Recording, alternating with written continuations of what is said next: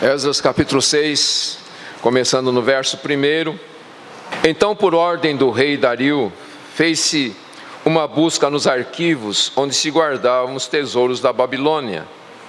E na cidade de Equibama, na província de Média, foi encontrado um rolo e nele estava escrito um memorial que dizia assim: no primeiro ano de seu reinado, o rei Ciro promulgou um decreto com respeito ao templo de Deus em Jerusalém, nestes termos: que o templo seja construído como lugar em que se oferecem sacrifícios e que sejam lançados os fundamentos. A sua altura deverá ser a de 60 côvados e a sua largura de 60 côvados, com 3 carreiras de pedras grandes e uma carreira de madeira nova. As despesas serão pagas pelo tesouro real. Além disso, que os utensílios de ouro e de prata do templo de Deus, que Nabucodonosor tirou do templo em Jerusalém e o levou para a Babilônia, sejam restituídos e levados ao seu lugar no templo em Jerusalém, que sejam colocadas no templo de Deus. Agora, pois, Tatenai, governador do território a oeste do Eufrates, Setar-Bozenai e oficiais e companheiros deles a oeste do Eufrates, retirai-vos de lá. Parai de impedir a obra desse templo de Deus. Deixai que o governador dos judeus e os seus líderes construam esse templo de Deus no seu lugar. Além disso, promulgo este decreto em relação ao que se deve fazer por esses líderes dos judeus na construção desse templo de Deus. Todas as despesas devem ser pagas pelo tesouro real, dos impostos recebidos do território a oeste do Eufrates, para que não se interrompa a construção. E também o que for necessário, novilhos, carneiros e cordeiros para holocaustos oferecidos ao Deus do céu, e trigo, sal, vinho e azeite, conforme as determinações dos sacerdotes que estão em Jerusalém. Tudo deve ser entregue a eles diariamente e sem falta. Assim poderão oferecer sacrifícios agradáveis ao Deus do céu e orar pela vida do rei e de seus filhos. Ordeno também que, se alguém alterar esse decreto, seja arrancada uma viga de sua casa e seja ele empalado nela, e seja a sua casa transformada em um monte de entulho. E o Deus que lá fez habitar o seu nome, derrube todos os reis e povos que erguerem a mão para alterar esse decreto ou para destruir o templo de Deus em Jerusalém. Eu, Dario, promulgo este decreto, que seja cumprido à risca. Então Tatenai, o governador do território a oeste do Eufrates, Setar-Bozenai e os seus companheiros cumpriram à risca o que o rei Dario tinha ordenado. Assim, os líderes dos judeus continuaram a construir com êxito, encorajados pela profecia do profeta Ageu e do profeta Zacarias, filhos de Ido. Construíram e concluíram o templo conforme a ordem do Deus de Israel, conforme os decretos de Ciro, de Dario e de Artaxerxes, reis da Pérsia. E o templo foi concluído no 3º dia do mês de Adar, no 6º ano do reinado de Dario. Amém. Vamos orar. Senhor nosso Deus, nosso Pai querido, nós te bendizemos, te exaltamos, te glorificamos. Obrigado, Senhor, pela tua palavra. E agora que a temos lido, pedimos que o teu Espírito abra o nosso entendimento e nos dê compreensão do sagrado texto. Ó Deus, fala conosco, trabalha os nossos corações, glorifica o teu santo nome, por Cristo Jesus, nosso Senhor. Amém. Muito bem, querido, nós estamos aqui vendo nesse texto a conclusão do templo. E o templo desempenhava um papel muito importante na vida dos israelitas, que estavam agora lá em Jerusalém, pois o templo era um símbolo da presença de Deus, no meio do seu povo. Quando nós olhamos para os dias de hoje, embora a igreja, o templo da igreja não é um substituto para o templo de Jerusalém, o que permanece é o princípio, a presença de Deus no meio do seu povo. A importância disto, queridos, a presença de Deus no meio do seu povo, essa presença que se manifesta quando o povo de Deus está reunido em torno do nome do Senhor Jesus Cristo, adorando em espírito e em verdade. E por causa dessa importância da manifestação da presença de Deus, é que muitos obstáculos vão se levantando contra a igreja do Senhor Jesus Cristo, contra o evangelho do Cristo crucificado, do Cristo ressurreto. E esses obstáculos estarão sempre presentes, sempre estiveram presentes e estarão presentes em toda a história da igreja sobre esta terra. E por isso é importante que nós tenhamos como crucial para as nossas vidas a manifestação da presença de Deus em nosso meio, porque só a presença de Deus poderá nos guardar e nos fortalecer e trazer paz aos nossos corações. É tão importante isto, queridos, que quando nós olhamos para o livro do Apocalipse e temos uma visão dos novos céus, da nova terra, que vão substituir esse antigo universo aqui que nós vivemos, novos céus e nova terra. É interessante porque o texto de Apocalipse não faz nenhuma menção a um templo. João é muito enfático quando ele escreve lá em Apocalipse, capítulo 21, no verso 22. Ele diz assim: nela não vi santuário, pois seu santuário é o Senhor Deus Todo-Poderoso e o Cordeiro. Veja, queridos, a descrição que João apresenta dos novos céus e nova terra não faz menção ao templo, e isso faz todo sentido, porque quando a realidade está presente, os símbolos não são mais necessários. Então, o que nós entendemos que tudo isto aqui no Velho Testamento era uma simbologia daquilo que Deus estava para realizar. Então, no estado final de todas as coisas, quando o povo de Deus estará habitando eternamente na presença de Deus na Nova Jerusalém, não haverá mais a necessidade de um templo, porque o Senhor é o próprio santuário. Agora, voltando aqui para o nosso texto de Esdras, é muito interessante como ele vai concluindo, aqui a respeito da reconstrução do templo em Jerusalém. Eu vou dar uma resumida aqui, mas é mais ou menos assim. Então, por ordem do rei Dario, fez-se uma busca nos arquivos onde guardavam os tesouros da Babilônia, e foi encontrado um decreto com respeito ao templo de Deus em Jerusalém, nesses termos: que o templo seja construído. E então, assim, o segundo templo foi construído mais ou menos 70 anos depois de o primeiro templo, o templo de Salomão, ter sido destruído.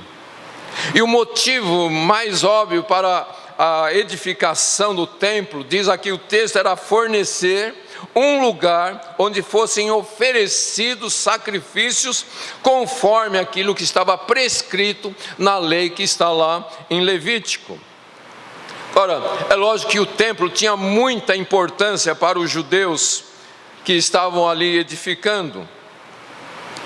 E por causa da importância deste templo, é que por mais de uma década que eles passaram ali com a construção parada, mereceu então a repreensão do profeta Ageu, como já foi dito, Várias vezes Ageu, no primeiro capítulo dos seus escritos, ele criticou aqueles que haviam retornado do exílio e estavam negligenciando a construção da casa do Senhor. Ageu falou com eles a respeito de eles viverem em casas aplainadas, enquanto Deus não tinha, uma habitação ali no meio do seu povo. Mas pensando sobre Deus, queridos, pensando sobre a grandeza do nosso Deus, naturalmente Deus não precisa de um templo físico para morar. Salomão, que foi aquele que construiu o primeiro templo para o Senhor, quando ele estava consagrando aquele templo ao Senhor, ele fez uma oração. E Estevão, lá no livro de Atos, no capítulo 7, no verso 48, repetiu a verdade que Salomão havia proclamado. E ele disse o seguinte: mas o Altíssimo não habita em templos feitos por mãos humanas, como diz o profeta. E Estevão estava fazendo então uma referência a Isaías capítulo 66, versos 1 e 2. E então Estevão diz lá em Atos 7, nos versos 49 e 50 o seguinte: o céu é o meu trono, e a terra o estrado dos meus pés. Que casa me edificareis, diz o Senhor, ou qual o lugar do meu repouso? Não foi a minha mão que fez todas as coisas? Então veja, Deus mesmo declarou através do profeta que não havia um lugar onde ele realmente pudesse habitar, porque ele criou todas as coisas. Então, queridos, Deus é muito maior do que os limites de um aposento, relativamente tão pequeno como era o Santo dos Santos ali no templo de Salomão e também nesse segundo templo. E no segundo livro de Crônicas, capítulo 6, verso 18, diz assim: mas na verdade, habitaria Deus com os homens na terra? Nem os céus e os céus dos céus podem conter-te, muito menos este templo que edifiquei. Olha a grandeza de Deus. Os céus dos céus não puderam conter Deus. Como que Deus estaria limitado a um pequeno cômodo naquele templo? Infelizmente, queridos, os homens sempre são adeptos de diminuir a grandeza de Deus a um tamanho que os homens possam manejar, colocar Deus dentro de uma caixinha, dizendo, isso não pode ser. Mas Deus está acima de todas as coisas. Lutero, durante a Reforma, ele disse o seguinte: o Deus humanista é pequeno demais. Os homens fazem um Deus muito pequeno. E essa advertência é que nós precisamos estar bem atentos, queridos. Deus não pode simplesmente ser colocado dentro de um recipiente pequeno, discreto, o qual a gente possa manusear. A gente não pode determinar nada a respeito de Deus, dizer Deus tem que fazer isso, Deus tem que fazer aquilo, Deus não pode fazer isso. Deus é Deus acima de tudo. Mas, todavia, Deus resolveu manifestar a sua presença no templo de Jerusalém e concordar que ali era a sua casa, o seu lar. A gente já estudou sobre isso nas aulas de teologia, que o Deus transcendente, se tornou imanente para poder se manifestar ao seu povo, para que o povo pudesse compreender Deus.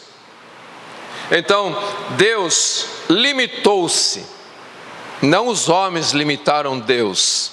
mas Deus se limitou à nossa capacidade de entendimento, falando conosco um linguajar infantil, né? Essa era a expressão que Calvino usava, um linguajar infantil.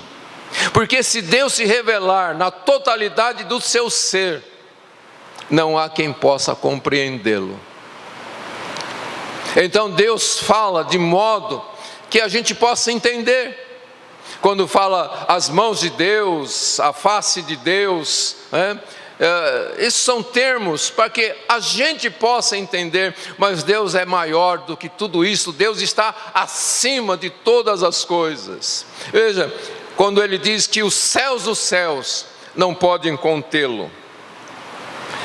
Então, queridos, a grande verdade a respeito do templo, da importância do templo, é que o templo, ele prefigurava a encarnação da segunda pessoa da Santíssima Trindade, que viria a este mundo. Paulo diz lá em Gálatas 4:4, vindo porém a plenitude dos tempos, Deus enviou seu Filho, nascido de mulher, nascido debaixo da lei.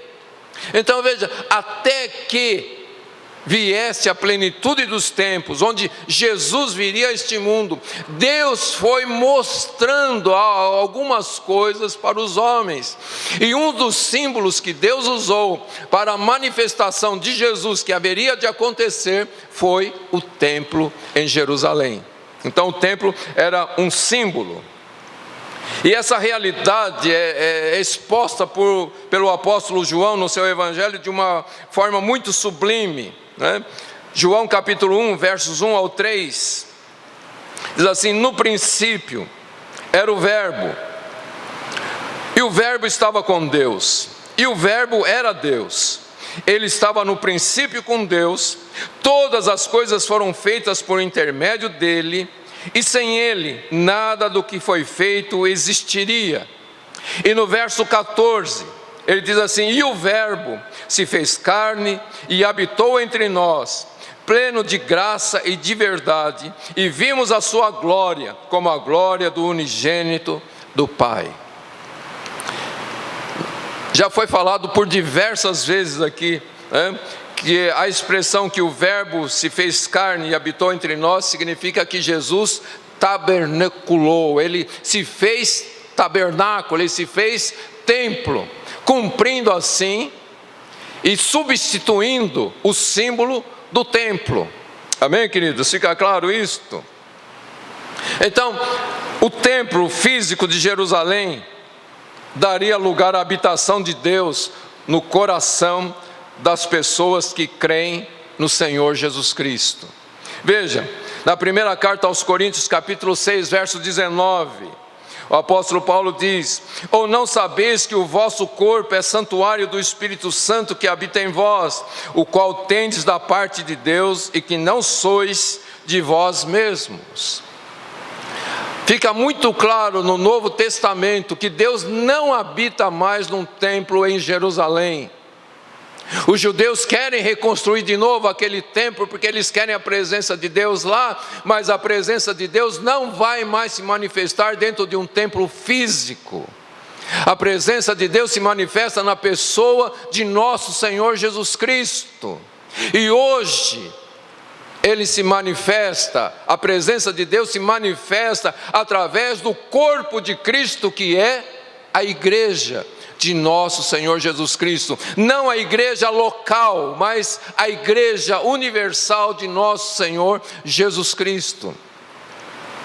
Deus não se manifesta porque este lugar foi consagrado a Ele. Deus se manifesta neste lugar quando nós estamos aqui reunidos. Quando nós saímos daqui, isto é um prédio vazio, sem mais nada, sem a presença humana e sem a presença de Deus. Não é que Deus vai ficar aqui esperando a nossa próxima reunião. Deus não fica aqui. Deus só está aqui porque nós estamos aqui, porque Ele habita em nós e nós estamos aqui. Deus está aqui. Amém, queridos? Mas vamos pensar um pouquinho aqui na reconstrução do templo. E nós, para isso, precisamos ter em vista um contexto maior daquilo que realmente representa. Veja, a Bíblia considera a igreja como o corpo de Cristo, o templo de Deus. Na primeira carta aos Coríntios, versos 3, verso 16, diz assim: não sabeis que sois o santuário de Deus e que o seu Espírito habita em vós? Mais uma vez, Paulo está dizendo aqui que Deus está presente na vida do seu povo. Então, queridos, é muito maravilhoso a gente saber isto, que o Deus vivo, o Deus Criador de todas as coisas, o eterno, o infinito, Ele desceu para habitar no meio do seu povo, um povo pecador, mas Ele veio para habitar entre nós. E voltando aqui para o livro de Esdras, a gente vai ficar nesse vai e vem para a gente entender o que é o templo em Jerusalém. Voltando para o livro de Esdras, os acontecimentos aqui nesta primeira parte de Esdras que nós lemos, do verso 1 ao 15, isso se estendeu por um período de 3 anos e meio. E Esdras está escrevendo isto 60 anos depois, refletindo sobre todo o significado daquelas coisas. E o que Esdras vai trazer aqui para a gente? A primeira coisa que Esdras vai destacar, quando ele contempla o templo construído, foi a provisão de Deus, de uma forma abundante, para que o templo fosse reconstruído. Então, ao longo deste texto aqui, nós vamos ver uma série de observações. E para começar, houve o fato de que o decreto original de Ciro, concedendo aos judeus o direito de retornar a Jerusalém e reconstruir o templo, foi encontrado nos arquivos persas, em Aquimetá, a província de Média. E aí a gente vai ver, primeiro Deus faz com que o governo persa guarde esse decreto. Era importante isto, e Deus faz com que isto seja preservado lá nos arquivos, nos tesouros da Babilônia. A outra provisão de Deus é o fato de que, enquanto o decreto oficial estava sendo procurado, os judeus receberam autorização para continuar a obra da construção, livres de ameaças do governador Tatenai. Aquele homem queria impedir, mas fala: não, nós vamos buscar o decreto, mas enquanto estamos buscando, continua a reconstrução do templo, não impeça. Ok? Então veja, o governador e os outros líderes que estavam ali controlando todas as coisas além do rio, eles foram obrigados pelo rei a permitir que os judeus dessem prosseguimento à obra. Embora eles não quisessem fazer isto, mas eles tiveram que fazer. E se eles não fizessem, se eles continuassem se opondo, eles estariam resistindo a um decreto do rei. Então, ao ser informado do decreto, a ordem foi: retirai-vos de lá, parai de impedir a obra desse templo. Isso tudo vai nos lembrando, queridos, o que Deus diz na sua palavra: agindo eu, quem impedirá?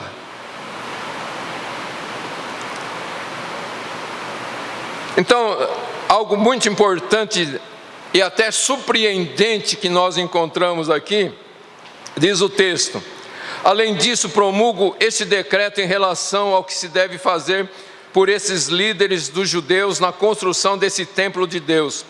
Todas as despesas devem ser pagas pelo tesouro real dos impostos recebidos do território a oeste do Eufrates, para que não se interrompa a construção. Veja, queridos, o templo em Jerusalém foi construído com o tesouro real, com o dinheiro dos impostos. Deus é Deus, não é?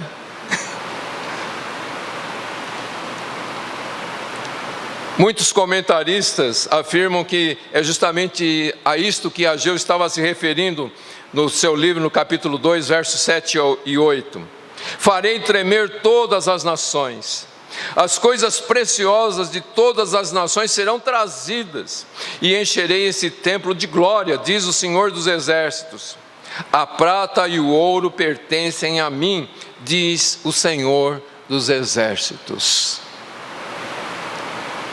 Veja, Deus é o Senhor de todas as coisas. Não importa na mão de quem esteja, Deus continua sendo o dono de todas as coisas. Do Senhor é a terra e a sua plenitude, o mundo e todos os que nele habitam. Tudo pertence a Deus. Tudo pertence a Deus. Não importa nas mãos de quem esteja, pertence somente ao Senhor. E por isso o profeta Ageu estava incentivando os judeus na construção, dizendo: olha, fica tranquilo, não vai faltar nada, porque Deus controla todas as coisas. E ele usa até mesmo um financiamento federal para fazer isto. Então, queridos, desde a época do decreto de Ciro até a época do rei Artaxerxes, houve apoio oficial persa para os projetos da construção em Jerusalém. A gente vai ver isso ainda mais detalhes no capítulo 7. Como eu disse, Esdras estava escrevendo para o público da época do rei Artaxerxes, dizendo que esse tipo de apoio havia estado evidente por mais de 70 anos. Por mais de 70 anos, o governo persa estava financiando a reconstrução em Jerusalém. E quando a gente olha para as Escrituras, a gente vai perceber que essa é uma atitude muito típica do nosso Deus. Se a gente for lá para o livro de Êxodo, na época que o povo de Israel estava cativo no Egito, muitas vezes Israel testemunhou a intervenção de Deus. Se a gente pensar, quando o faraó fez o decreto para que todos os meninos que nascessem fossem assassinados, você lembra a história? A mãe de Moisés pegou o menino, pôs naquele cesto, pôs lá no rio Nilo, para que as águas levassem, para que ele não fosse assassinado. Aí a filha de Faraó encontra o menino, procura a mãe do menino e fala: cria ele para mim. E ela paga todas as despesas. Vê? É um padrão de Deus. Ele cuida do seu povo. Deus cuida da sua igreja. Você não precisa se preocupar, Deus cuida. Ele sempre cuidou e Ele sempre vai cuidar. O que a gente ainda observa, queridos, que para garantir a prática correta do culto em Jerusalém, o rei Dario ordenou assim: e também o que for necessário, novilhos, carneiros e cordeiros para holocaustos oferecidos ao Deus do céu, e o trigo, sal, vinho e azeite, conforme as determinações dos sacerdotes que estão em Jerusalém, tudo deve ser entregue a eles diariamente, sem falta. Assim poderão oferecer sacrifícios agradáveis ao Deus dos céus. E aí a gente lembra das palavras de Davi: quem sou eu e quem é o meu povo, para que pudéssemos oferecer alguma coisa ao Senhor? Das tuas próprias mãos nós te damos. Nós já lemos aqui quando Deus diz que tudo é dele, e ele deixa que estas coisas vão para a mão do governo persa, e aí faz com que o governo persa dê para o povo judeu, para que o povo judeu possa oferecer para Deus. Das tuas próprias mãos nós te damos. Eu acho engraçado quando as pessoas dizem: ah, Deus, eu mereço porque eu fiz isso, eu fiz aquilo, eu dei uma oferta para a igreja, eu dei o meu dízimo, eu faço isso, eu faço aquilo. A única coisa que você fez foi foi devolver para Deus aquilo que já era dele. Ninguém dá nada para Deus, porque tudo pertence a Deus. Fica claro isso? Para de se exaltar pensando que você é alguma coisa. Nós não somos nada. As Escrituras dizem que nós somos como o pó da terra. O que você faz com o pó? Qual o valor do pó? Para que o pó serve? Para atrapalhar, para dar trabalho.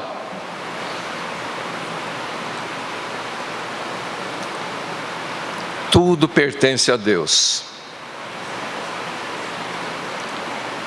E para que o decreto fosse levado a sério, o rei acrescentou ali uma ameaça, não é? Para quem ousasse desafiar o decreto. E é interessante como ele fala que a casa dessa pessoa vai ser destruída, essa pessoa vai ser morta de uma forma horrível. E ele diz, mas quem realmente vai fazer isto? Ele diz, e o Deus que lá fez habitar o seu nome, derrube todos os reis e povos que erguerem a mão para alterar esse decreto ou para destruir esse templo de Deus em Jerusalém. Não há governo que possa resistir a Deus. A gente pode olhar para a igreja perseguida e achar que aquele governo está contra a igreja, está fazendo tudo aquilo contra a igreja, mas Deus está permitindo. E no momento certo, Deus vai se levantar e vai manifestar a sua glória. E os povos todos cairão prostrados diante do Senhor. Todo joelho se dobrará, toda língua confessará que o Senhor, que Jesus é o Senhor. Na verdade, querido, tudo isso que a gente está vendo aqui é o que Paulo expressa em Efésios capítulo 3, verso 20. Deus é poderoso para fazer bem todas as coisas, além do que pedimos ou pensamos, pelo poder que age em nós. Deus faz coisas que a gente nem imagina. Infelizmente, a gente se esquece muito dessa verdade, especialmente quando vivemos épocas difíceis, quando governos autoritários estão dominando. As pessoas esquecem que Deus controla todas as coisas e Deus faz coisas acima do que nós podemos imaginar.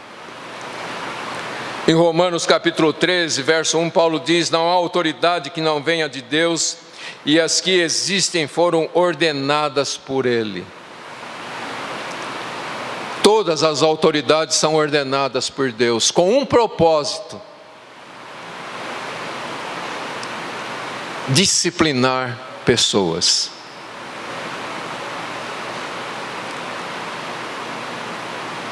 Deus tem o controle de tudo. E Deus é capaz de produzir o bem nas situações mais surpreendentes que nós vemos. Voltando aqui para Esdras capítulo 6, no verso 14, nós vemos algo muito interessante.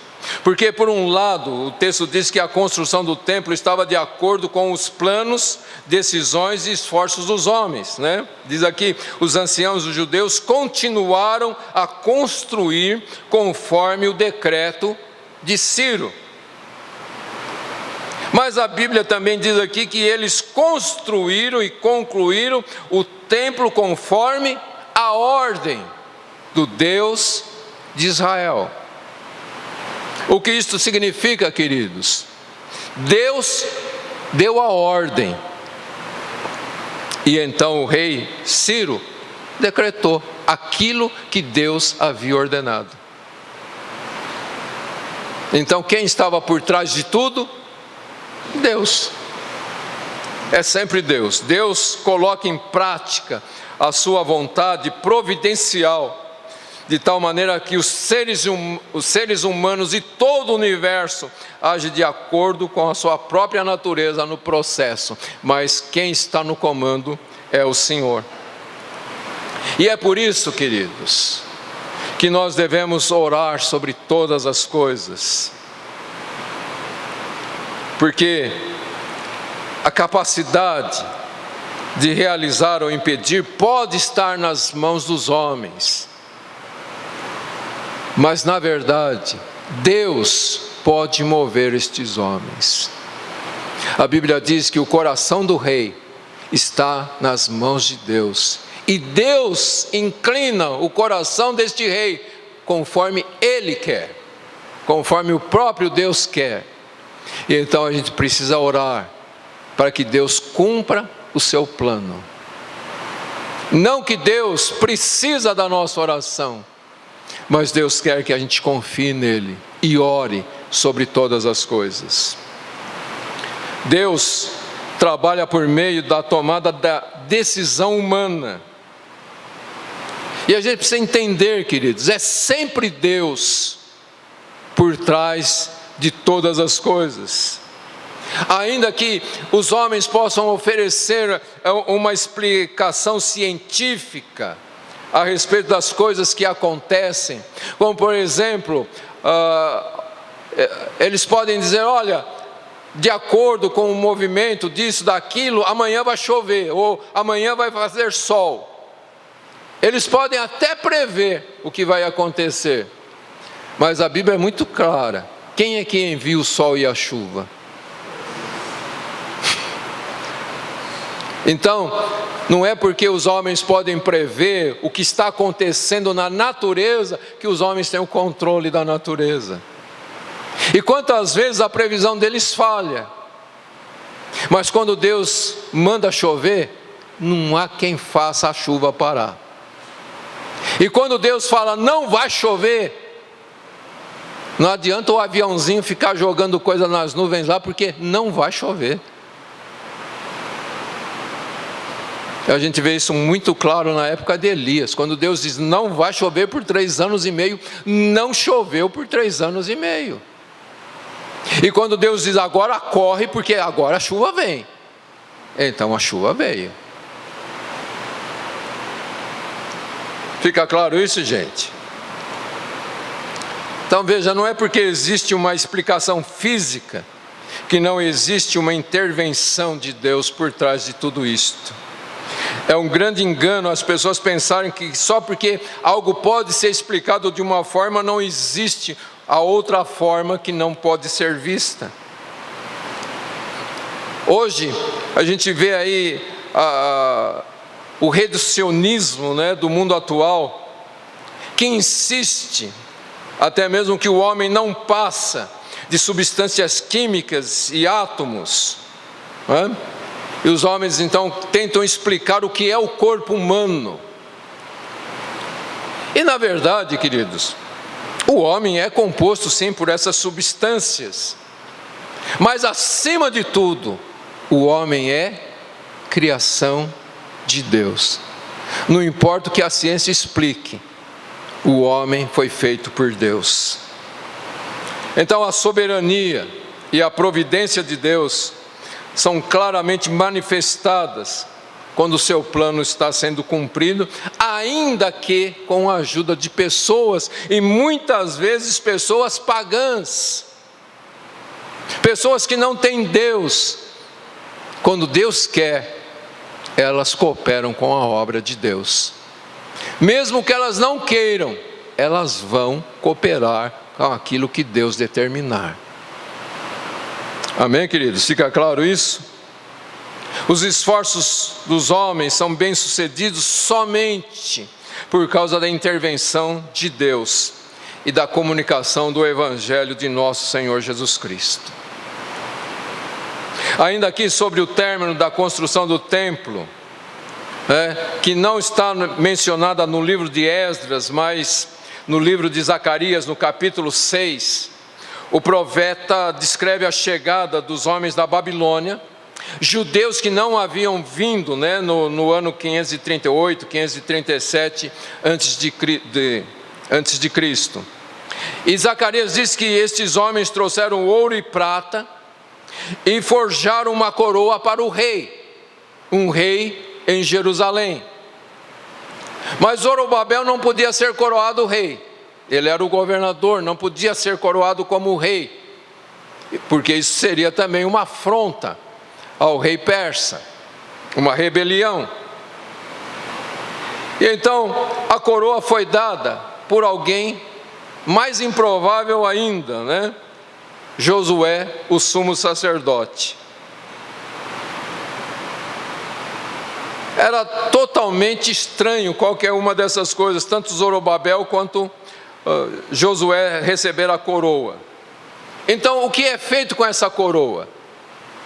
A Bíblia diz que essa coroa foi colocada dentro do templo que havia sido concluído, como que se Deus estivesse dizendo: aguarde, porque o verdadeiro rei sacerdote ainda virá. Então, deixa a coroa guardada.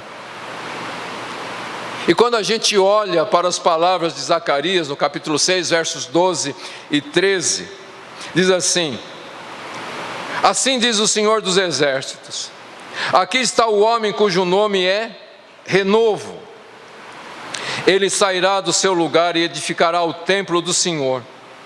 Ele mesmo edificará o templo do Senhor. Receberá a honra real. Se assentará no seu trono e governará.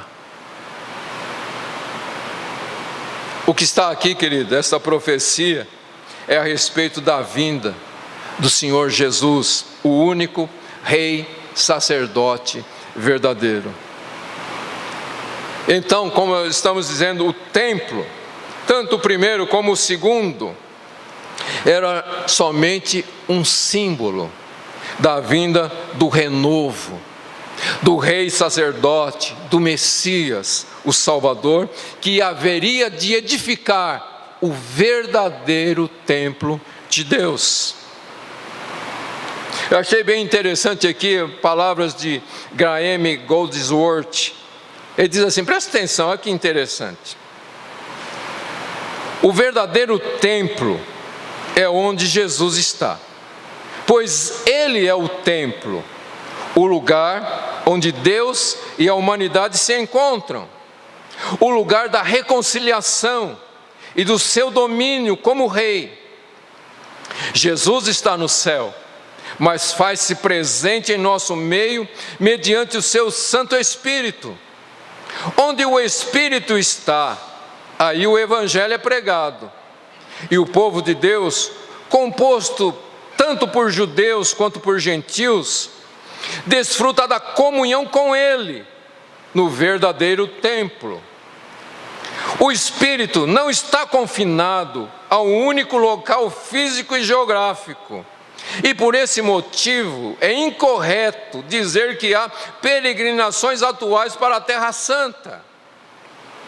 A única peregrinação bíblica para a Terra Santa é quando alguém vai a Jesus pela fé, pois Ele representa para nós o verdadeiro Monte Sião. As nações vão ao templo sempre que o Evangelho é pregado e aplicado no coração humano pelo Espírito de Jesus Cristo. Deu para entender? Ele acha aqui, resumindo aqui, ele acha um absurdo as pessoas dizerem, vou para Jerusalém para ter um encontro com Deus. Você só encontra Deus em Jesus. Ele é o resplendor de Deus, a exata expressão de Deus Pai. O texto que nós lemos de João 1,14, o Verbo se fez carne e habitou entre nós e vimos a sua glória, a glória do unigênito do Pai. Deus não está em Jerusalém, Deus está onde um povo clama pelo nome de Jesus, onde um povo invoca o nome do Senhor Jesus. Os profetas do Velho Testamento estavam simplesmente dizendo que chegaria um dia em que o reino de Deus seria constituído por homens e mulheres de todas as nações, redimidos pelo sangue do Cordeiro de Deus. Quando Salomão construiu o primeiro templo, Deus fez uma promessa pactual de que governaria e subjugaria as nações. E tanto o templo de Salomão como o segundo templo em Israel, nada podia cumprir da promessa.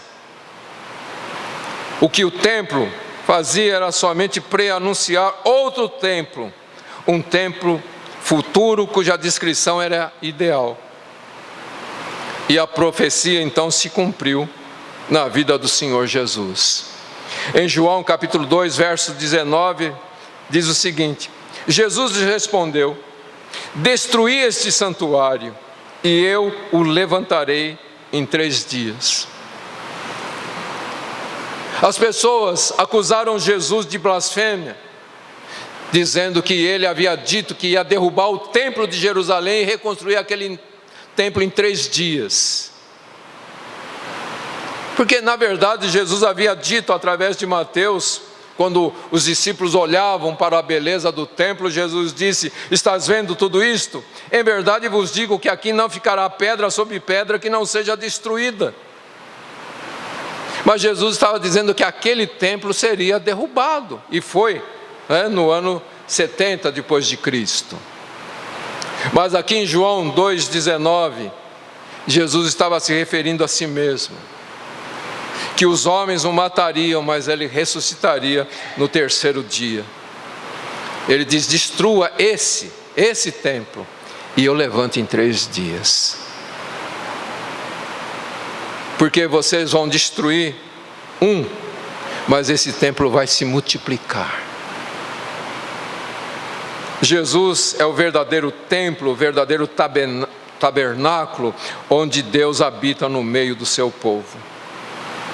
Depois da sua morte, ressurreição e ascensão, no dia de Pentecostes, Jesus derramou o seu Espírito Santo como seu representante pessoal. E desde então, Jesus continua habitando no meio do seu povo pelo Espírito da verdade, como ele prometeu em João 14,17. O Espírito da verdade, o qual o mundo não pode receber, porque não o vê nem o conhece, mas vós o conheceis, pois ele habita convosco e estará em vós. Veja, queridos, a igreja é o corpo de nosso Senhor Jesus Cristo, do qual ele é o cabeça. A primeira carta aos Coríntios, capítulo 12, verso 27, lemos o seguinte: vós sois o corpo de Cristo, individualmente membros desse corpo. Entenda isso: você sozinho não é corpo, você sozinho não é igreja, você sozinho não é habitação de Deus. A Bíblia é clara: vós, ou vou me incluir, nós somos o corpo, mas individualmente apenas um membro. O que é a mão fora do corpo? O que ela faz? Se você cortar a mão fora, o que ela faz?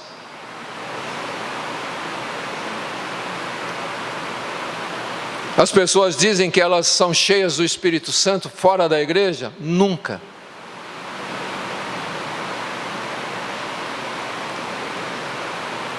Paulo, quando fala a respeito da igreja, ele diz: quando vocês se reúnem,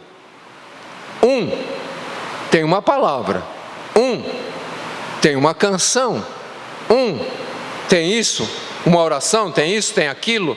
Cada um tem uma coisa dada por Deus. Mas quando é que a coisa fica completa? Quando estamos juntos. Há coisas que Deus faz na sua vida, lá dentro do seu quarto, e por isso você deve buscar a Deus lá. Mas a plenitude do Espírito Santo acontece aqui, quando o povo está reunido. Ninguém é completamente cheio do Espírito fora da igreja. Por isso essa questão, eu sou a igreja onde eu estiver, não. Você não é a igreja onde você estiver. Você só é a igreja quando você estiver em comunhão com seus irmãos. Não tem essa, eu sirvo a Deus na minha casa, eu sirvo a Deus onde eu estou, não. Nós somos o corpo, individualmente somente membros. E é por isso que Paulo diz, eu já li, vou ler de novo, 1 Coríntios 3,16, não sabeis que sois santuário de Deus e que o Espírito habita em vós? Deus habita na igreja. A igreja é o templo de Deus. E quando a gente vai lá para o final da Bíblia, como eu disse no início, na nova cidade de Jerusalém, no novo Éden, no mundo totalmente restaurado, João diz, nela não vi santuário, pois seu santuário é o Senhor Deus Todo-Poderoso e o Cordeiro. Não há templo na Nova Jerusalém, porque quando a realidade existe, não tem mais necessidade de símbolos. E para a gente concluir aqui, queridos, o texto de Esdras que nós lemos, lá o verso 15 diz, e o templo foi concluído. Mas, em certo sentido, só estava começando. Porque chegaria o dia, um dia repleto de poder, de glória e de manifestação do Senhor. O dia que todos os tipos e sombras dão lugar à realidade, à essência de todas as coisas, Jesus. Jesus é a realidade de tudo. Jesus, a essência de tudo. Sem Jesus, não existe nada. Amém, queridos? E quando a gente olha para tudo isto, como Deus vem movendo a história, como Deus vai conduzindo a história e ainda vai conduzir a história, nós devemos adorá-lo, adorar a Jesus por sua maravilhosa graça, que tem feito tanto por um povo tão rebelde, tão pecador, tão ingrato como nós. Então é hora, queridos, de nos convertermos de verdade a Deus.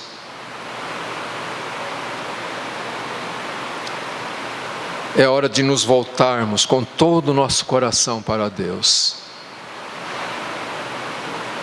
Veja, Deus não brinca com a sua igreja. Então, querido, não brinca com a igreja de Deus. Não faça da igreja aquilo que você quer. Mas olhe para a igreja como Deus olha. O corpo de Cristo. A manifestação da glória de Deus, da presença de Deus nesta terra. E no futuro, a noiva de Cristo. Que, como Paulo diz em Efésios, sem mácula, sem ruga, sem pecado, pronta para se encontrar com Ele, para as bodas do Cordeiro. Igreja é coisa séria. Igreja não é esse lugar. Igreja são os corações voltados para Deus, em comunhão com o Pai, com o Filho e com o Espírito Santo, vivendo a verdade do Evangelho, o Evangelho puro, descrito nas Escrituras, o Evangelho do reino de Jesus Cristo, não o reino dos homens, reino do Senhor Jesus Cristo. Amém, queridos? Era isso que eu queria compartilhar com vocês nesta manhã. Gostaria que você curvasse a sua cabeça por alguns instantes para orar, para buscar a presença de Deus.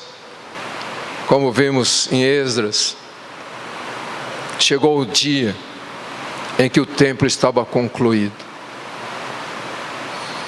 A Bíblia diz que chegará o dia quando Deus vai concluir a sua obra entre os homens. E como foi dito, logo no início desta reunião, no Salmo, Senhor, não abandone as obras das tuas mãos. Que a gente possa orar, Senhor, não para de trabalhar na minha vida, até que eu seja parecido com o teu Filho Jesus Cristo. Não para, Senhor, de trabalhar na minha vida. Que tudo aquilo que não provém de ti seja eliminado do meu coração. Conclui a tua obra em mim, Senhor. Conclui a obra do Senhor. Vamos orar por alguns instantes.